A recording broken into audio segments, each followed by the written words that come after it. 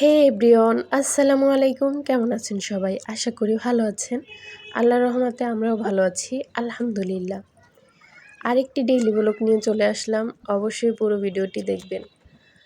সকাল সকাল নাস্তার জন্য নিয়ে নিলাম 1 পিস রুটি, সাথে দুধ ছিল।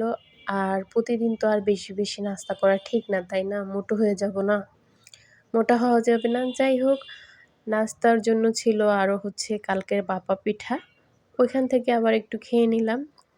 তারপর খাওয়া শেষে চলে গেলাম রান্নার জন্য। এখানে কি রান্না করব ভাবতে ভাবতে আমি ভাবলাম ডাল আর ডিম দিয়ে রান্না করি।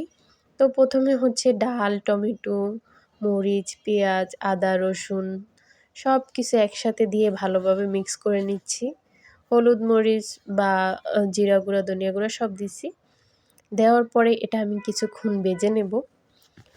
ভাজার পরে আমি এটার মধ্যে পরিমাণ মতো পানি দিয়ে দেব। এভাবে যদি কেউ রান্না করে থাকেন অবশ্যই কমেন্টে জানাবেন। আমি মাঝে মাঝেই রান্নার জন্য কিছু কি করব খুঁজে না পাইলে তখন এভাবে রান্না করে নিই। আর এই রান্নাটা আমার কাছে অনেক মজা লাগে। কি বলবো, মাছের থেকে বেশি মজা। যাই হোক, তারপর ডিমের জন্য আমি আলু কুচি, পেঁয়াজ কুচি আর মরিচ সব কিছু একসাথে মিক্স করে নিলাম। তারপর 3টা ডিম দিয়ে দিলাম। ডিম 3টা মিক্স করে ভালোভাবে তারপর আমি দিয়ে দিলাম কড়াইতে। আর এটা উল্টাইতে আমার অনেক ভয় লাগতেছিল, ভাবছি পড়ে যাবে। যেহেতু এক হাতে মোবাইল থাকে আর এক হাতে রান্না করি, দেখা যায় অনেকটা কষ্ট হয়।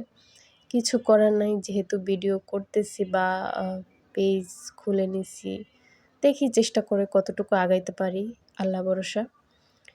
যাই হোক, তারপর ধনিয়াপাতা ছিল না বাসায়। আমি এই যে আমার এখানে দেখেন একটু না একটু কাজে লাগেই, তাই না? সব কিছুই লাগে। তো ওইখানে আমি ধনিয়াপাতার একটা ওটা কি বিলাতি ধনিয়া না কি বলে, ওইটার থেকেই অনেকটা পাতা ছিঁড়ে আনছি।